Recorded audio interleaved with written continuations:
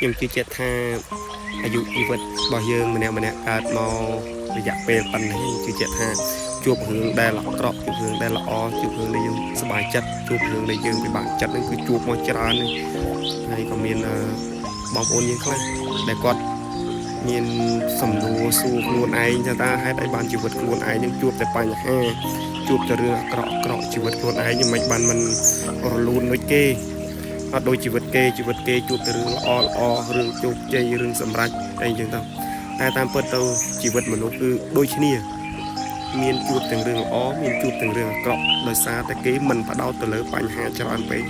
អញ្ចឹងគេជួបបញ្ហាគេដោះស្រាយបើជួបរឿងល្អគេក៏សប្បាយចិត្តទៅតាមនឹងទៅអញ្ចឹងបានខ្ញុំមានរឿងនិទានមួយចង់មកនិទានឲ្យបងប្អូនស្ដាប់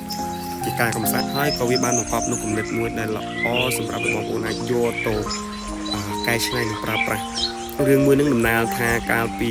បុរាណហ្នឹងគឺមាននគរមួយដែលគ្រប់គ្រងទៅដោយវរាជាមួយអង្គហើយក៏មាន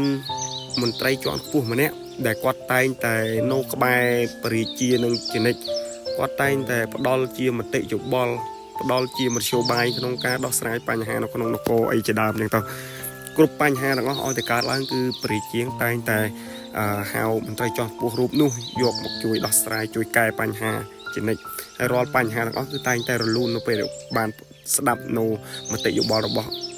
មន្ត្រីជាន់ខ្ពស់រូបនោះស្រាប់តែថ្ងៃមួយមាននគរជិតខាងនឹងគេចង់ឈ្លានពានទឹកដីរបស់នគរនេះហើយព្រះជាអង្គនេះក៏មានអារម្មណ៍ស្មុគស្មាញតបប្រមល់យ៉ាងខ្លាំងក៏ហៅមន្ត្រីរូបនោះយកមកពិភាក្សាមើលតើយើងត្រូវដោះស្រាយបញ្ហានៃការឈ្លានពានរបស់នគរជិតខាងដោយរបៀបណាមន្ត្រីរូបនោះក៏បានប្រាប់ព្រះអង្គថាមាននគរផ្សេងគេចង់ឈ្លានពានទឹកដីរបស់ព្រះអង្គវាគឺជារឿងល្អហើយព្រះអង្គក៏មានការងឿងឆ្ងល់ហើយក៏សួរទៅមន្ត្រីរូបនោះវិញថាមានគេឈ្លានពាននគរយើងល្អអាម៉េចលោកមន្ត្រីក៏ឆ្លើយថាល្អត្រង់ថាពេលដែលនគរយើងមានសុខអត់មានសង្គ្រាមមានអីអញ្ចឹងគឺយើងអត់ដឹងថាតើមន្ត្រីណាធ្វើការរបៀបម៉េចទេអត់ដឹងថាមន្ត្រីណាដែលស្មោះត្រង់ការពារទឹកដីជាមួយព្រះអង្គទេអញ្ចឹងនេះគឺជាឱកាសដែលព្រះអង្គអាចមើលឃើញនៅ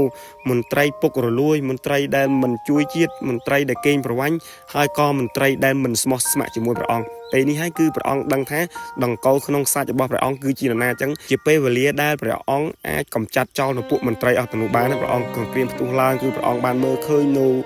រឿងទាំងអស់ដែលមន្ត្រីរូបនោះបាននិយាយពីដើមហ្នឹងអញ្ចឹងហើយព្រះអង្គក៏បានកម្ចាត់ចោលនៅមន្ត្រីអស់ទាំងនោះទៅពេលនោះប្រទេសក៏មានសេចក្តីសុខឡើងវិញហើយមួយរយៈក្រោយមកក៏ស្រាប់តែមានប្រទេសជិតខាងគេនាំសួយសារកមកច្រើនក្នុងនោះក៏មានសេះមួយក្បាលដែលជាសេះល្អសេះឡើងកគឺមកក្បាលព្រះអង្គគឺស្រឡាញ់សេះនឹងខ្លាំងមែនតើគឺគាត់តែងតែហៅអ្នកបង្វឹកសេះមកបង្វឹកជារៀងរាល់ថ្ងៃស្រាប់តែថ្ងៃមួយសេះហ្នឹងក៏ដាច់ចំណងរត់ចូលព្រៃបាត់ទៅព្រះអង្គមានការសោកស្ដាយសេះនោះយ៉ាងខ្លាំងគាត់ក៏បានហៅមន្ត្រីជាន់ខ្ពស់រូបនោះមកពិភាក្សាមើលតើមានវិធីសាស្ត្រណាអាចទៅយកទៅរកសេះនឹងឃើញវិញអត់អញ្ចឹងហើយមន្ត្រីរូបនោះក៏ឆ្លើយប្រាប់រាជាថាបើបានសេះនឹងវាដាច់ទៅគឺល្អហើយព្រះអង្គក៏មានបន្ទូលទៅកាន់មន្ត្រីហ្នឹងមិនបានជារឿងល្អទៀតហើយលោកមន្ត្រីល្អត្រង់ថាសេះនោះវាដាច់រត់ចូលព្រៃបាត់ហ្នឹងគឺវារត់ទៅតែសេះទេចុះប្រសិនបើសេះនោះមិនដាច់ស្រាប់តែព្រះអង្គឡើងជិះលើសេះហ្នឹងស្រាប់តែសេះនោះផ្អើលរត់ចូលព្រៃបាត់អានេះមិនមែនបាត់តែសេះទេគឺវាបាត់ទាំងព្រះអង្គទៀតព្រះអង្គគិតចុះល្អមួយយ៉ាងដែរបើសិនណាសំណាងដែរព្រះអង្គអត់ជិះលើសេះហ្នឹងបើសិនណាជាព្រះអង្គឡើងជិះលើសេះហ្នឹងប្រហែលជាមានគ្រោះថ្នាក់ដល់អាយុជីវិតបាត់ទាំងព្រះអង្គទៀតអញ្ចឹងហើយព្រះអង្គថាល្អអញ្ចឹងហើយក្រោយមកទៀតព្រះអង្គមានអារម្មណ៍ដូចជាស្មុគស្មាញក្នុងចិត្តដូចជាតបប្រមល់អីចឹងក៏ចង់លំហែកាយខ្លះដោយការយកដាវរបស់គាត់នឹងយកមកហាត់ក្បាច់គុណកាប់ឈឺហ្វាប់ទៅក៏របូតដៃធ្លាក់ចំម្រាមជើងរបស់គាត់ទាំង5ដាច់ទាំង5គាត់មានការឈឺចាប់យ៉ាងខ្លាំងក៏ហៅពេទ្យហៅអីមកព្យាបាលគាត់នោះគាត់ក៏នៅតែមានការឈឺចាប់ហើយក៏មានការសោកស្ដាយម្រាមជើងរបស់គាត់នឹងយ៉ាងខ្លាំងបន្ទាប់មកគាត់ក៏ហៅមន្ត្រីជាន់ខ្ពស់មកពិភាក្សាទៀត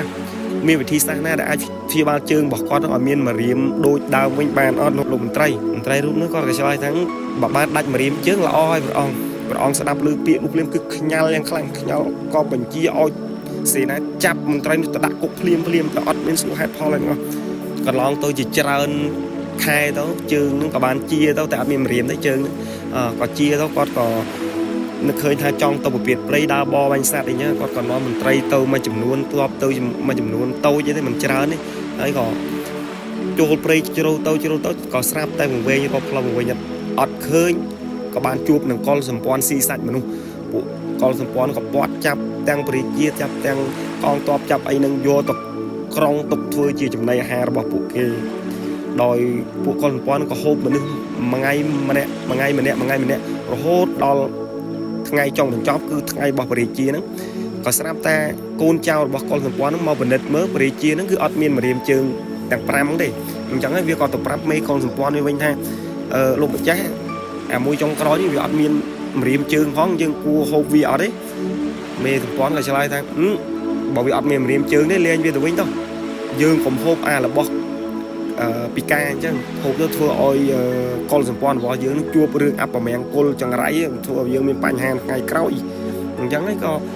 កុលសម្ព័ន្ធនោះក៏លែងព្រះជានឹងទៅហើយព្រះជាអយ៉ាងខ្លាំងក៏ដើររហូតដល់ព្រះនគររបស់គាត់វិញមកដល់ហ្នឹងគឺគាត់ក៏បាននិយាយរៀបរាប់រឿងនោះប្រាប់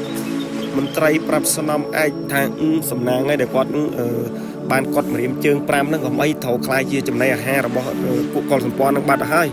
គាត់និយាយពាក្យហ្នឹងហើយគាត់ក៏នឹកឃើញទៅដល់មន្ត្រីម្នាក់ដែលបានផ្ដល់ជាមតិយោបល់គាត់ថាបើគាត់ជើងគាត់ម្រាមជើងវាជារឿងល្អខណៈគាត់នឹកឃើញគាត់ក៏មានការត្រេកអរយ៉ាងខ្លាំងក៏បញ្ជាឲ្យសេនានឹងទៅដោះលែងមន្ត្រីមកវិញគាត់ក៏និយាយទៅកាន់លោកមន្ត្រីរូបហ្នឹងថាខ្ញុំសុំទោសផងអាកាលមុនខ្ញុំហៅលោកមន្ត្រីឯងមកពិភាក្សារឿងខ្ញុំដាច់ម្រាមជើងលោកមន្ត្រីឯងថាបើដាច់ម្រាមជើងជាការល្អហើយខ្ញុំអត់មានស្ដាប់ហេតុផលអីរបស់មន្ត្រីឯងស្រាប់តែ